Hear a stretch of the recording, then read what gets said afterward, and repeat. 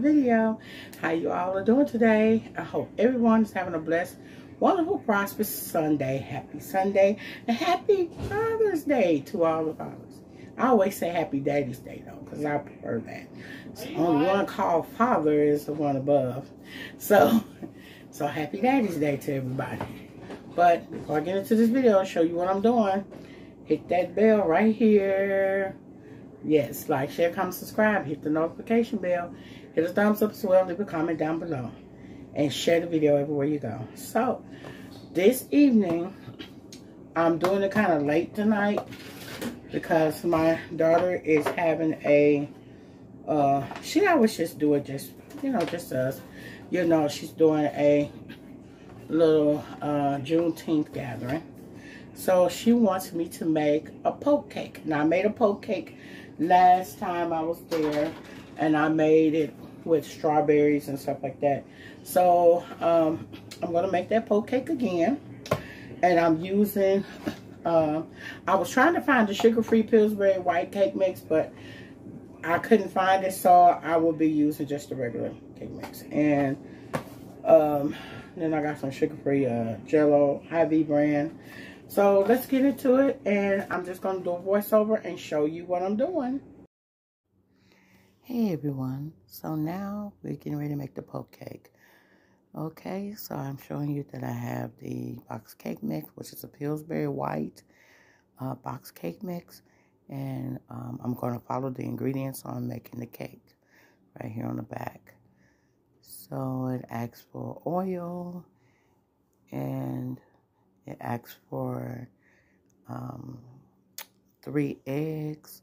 So right now what I'm doing is getting my mixer together. I had forgot to plug my mixer up, but that's what I'm doing right now. If you all enjoy these voiceovers, let me know in a comment. I can bring a couple more of these voiceovers to you all. So we got the oil, and it shows you the eggs, and then we get ready to follow the directions on the cake mix.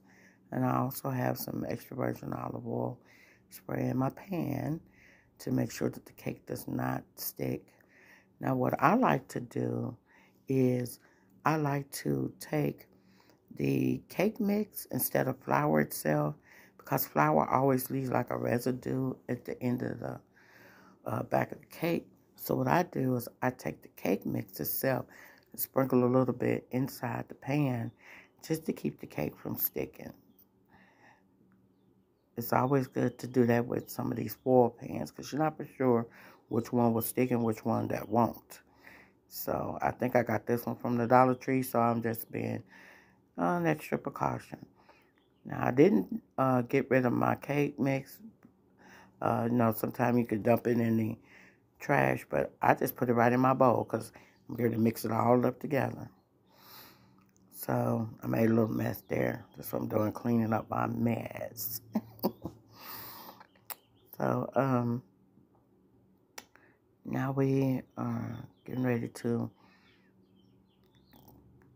get the cake mix in the bowl. Go ahead and add all my ingredients. My olive oil, I use extra virgin olive oil in my box cake mixes. I always do. I like the extra moistness, And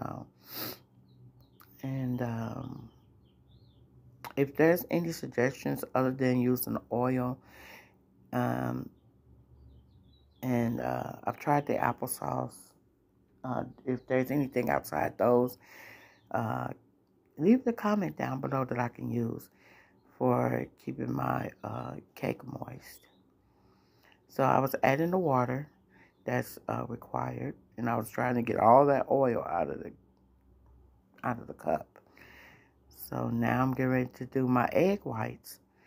And I crack the egg whites, and then I get rid of the egg yolk. Now y'all know me, I'm a fan of eggs, and I don't like to get rid of all my eggs. So leave a comment also down below, like after I use the egg whites, what can I do with the egg yolks? Any suggestions, that would be great. So now it requires 3 egg yolks. Not yolks, but whites, 3 egg whites. If you want to keep it, the cake to be pure white. If you want it to be like a yellow cake, I could have used the yolks. So I didn't use the yolks because I didn't want a yellow cake. I just wanted the white cake.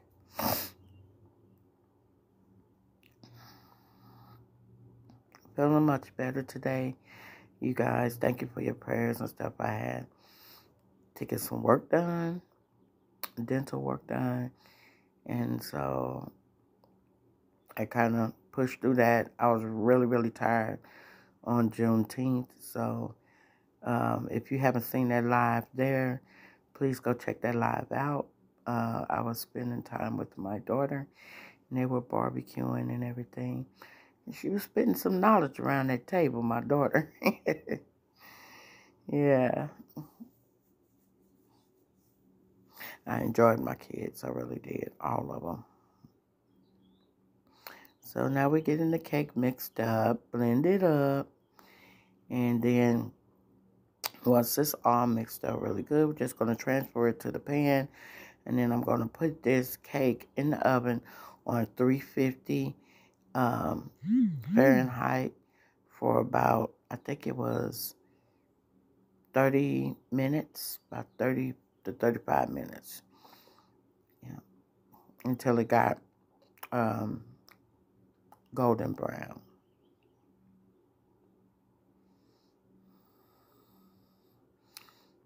So we did discarding the beaters out of the blender.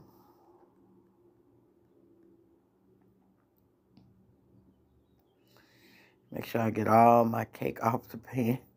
I know I didn't want to put this on regular voice where you can hear that banging. So now we getting ready. I'm looking for my spatula. So it takes a minute before I get back to the camera because I thought I had my spatula on the counter, but I didn't, like my baking spatula.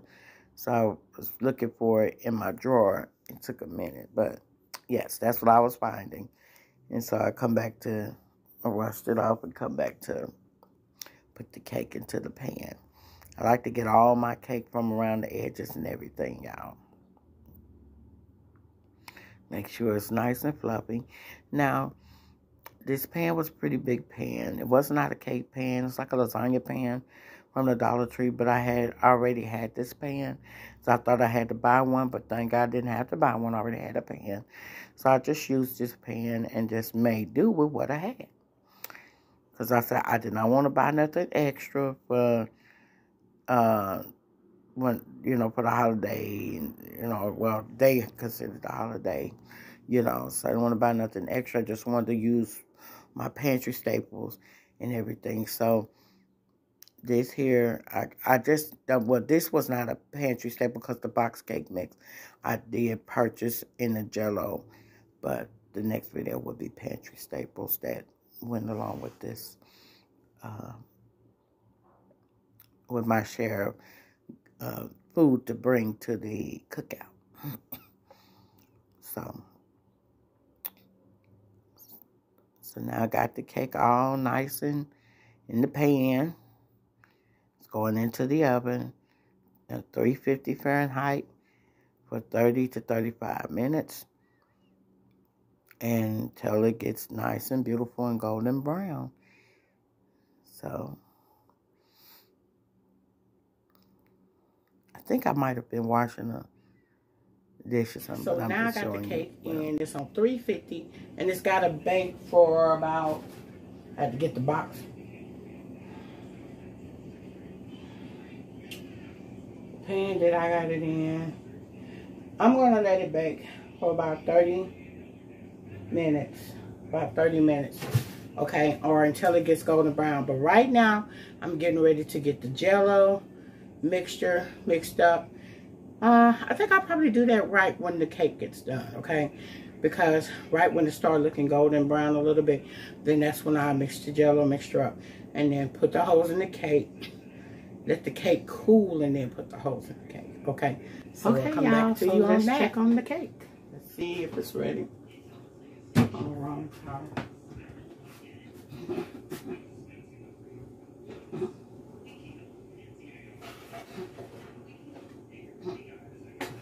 Looks very delicioso. Ooh. Ooh. Almost dropped it. So here's the cake. So I'm going to set it on my dining room table and let it cool for about maybe 30 or 40 minutes. And then we'll start poking holes in it and getting the Jell-O filling ready. Okay. Okay, now while the cake is cooling, I'm starting now to make up the Jell-O liquid filling for the cake before we poke the holes in it. So I'm getting my water and I'm getting my whisker so I can whisk it up. I hope I'm saying this right, whisker or whisk. Yeah, I think that's the right way to say it. So I use 1 cup of cold water. Now in my microwave at this time, I'm boiling 1 cup of hot water in my microwave. So getting that prepared, and I just want to keep blending this until the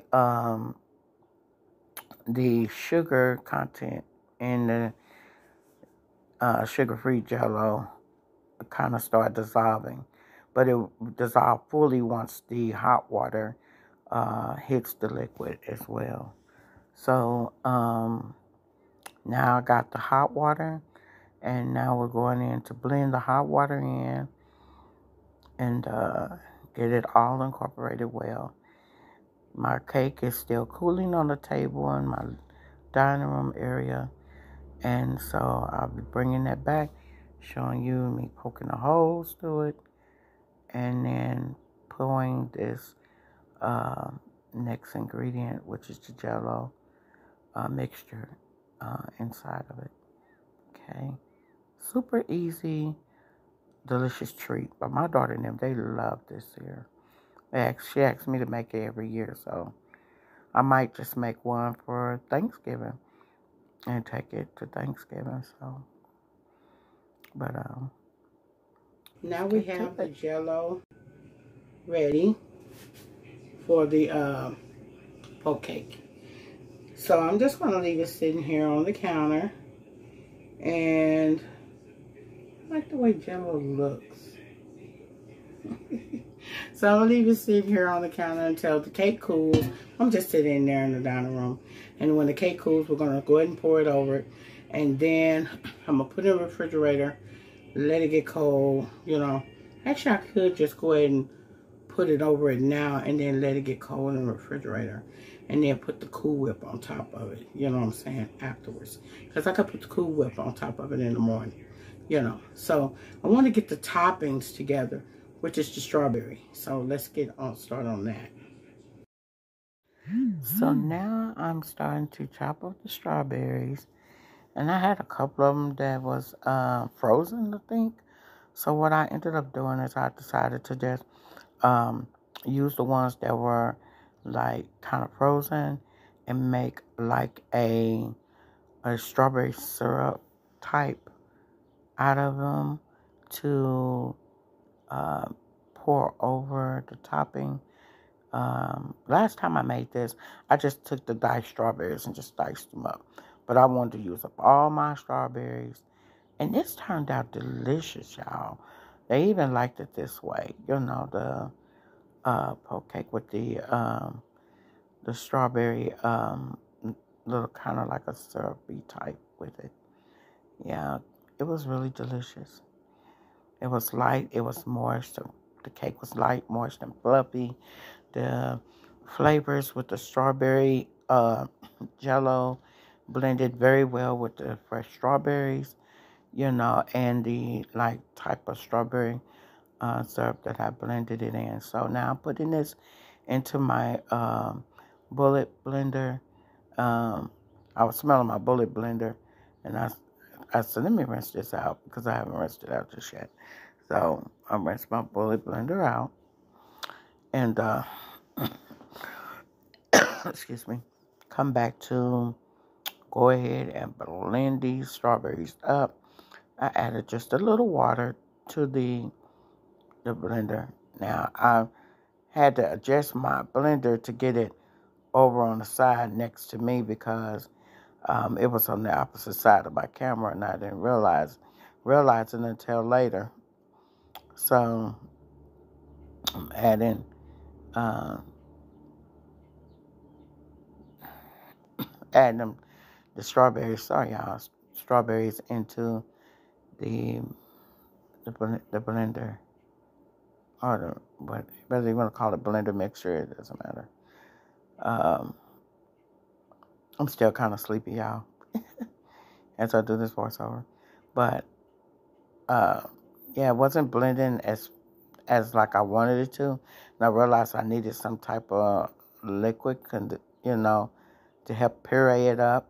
So what I ended up doing is I just added just a little water to it, and to get it like I wanted to. So I just add maybe about 3-4 tablespoons of water, and then I came back and added just a little sugar, not much, probably about a teaspoon or tablespoon of sugar I added to it.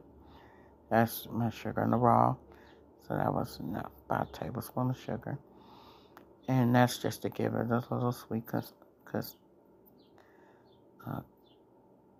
consistency to it. And now I'm blending it up. There we go. Now we on the roll. And then I'm just going to add it. I was kind of second guessing, should I add this to this? But then after I added it to it and stuff, it turned out wonderful, y'all. It did.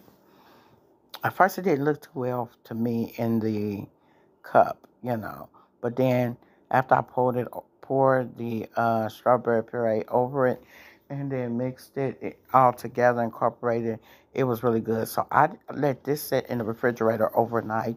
I did not put the Cool Whip or the strawberries on top of this until we got to my daughter's house. So now I have the topping, which is my strawberry topping, to put on top of the Cool Whip part. And so now let's get in and do the poke cake part, okay? Okay, so now I took the end of my little tiny spatula and just decided to put holes through the cake. The cake was completely cool because I remember this step when the last time I made this poke cake, that the cake had to be completely cool before you can actually add the Jell-O mixture to it, because it was something about that. It could make it like chewy and not stand right inside the cake, the mixture, if the cake is too hot or too warm, okay? So make sure that you completely cool the cake about 20 minutes from coming from the oven, okay? In a cool area, not on the stove. So then I just began to pour the Jell-O mixture over it, and then I wrapped it with some aluminum foil, and I just let it sit in my refrigerator and let it set overnight. Now, you necessarily don't have to let it set overnight, because mine set overnight because I was going to the event tomorrow, because I did not want to put the Cool Whip on there and the strawberry toppings until the next day. But if you're making this as to eat of the same day, yes, you could bake the cake and then let it cool for 20 minutes, and then make your cut your strawberries and make your strawberry puree and whatever, and put your Cool Whip on, and then add your strawberries afterwards, and then let it sit in the refrigerator. This is a cake that must be refrigerated, okay? So always remember that, because of the Cool Whip and the strawberries, okay? But if you taking a cake like this on an outside event, I would say always bring a cooler ice chest. Keep it cool. Hey y'all, I'm finishing up the poke cake, and this is what it looks like. So we have the Cool Whip on top, and then we have the strawberries on top, and then I'll show you what it looks like once it's sliced up, and you'll see that on a short. So if you enjoy watching me make this poke cake, like, share, comment, subscribe, and please share the video everywhere. There is the poke cake, y'all. The poke cake. Here it is, the poke cake, y'all. The poke cake. But no, we Dad. traditionally the poke cake, y'all. Here's the poke cake I made.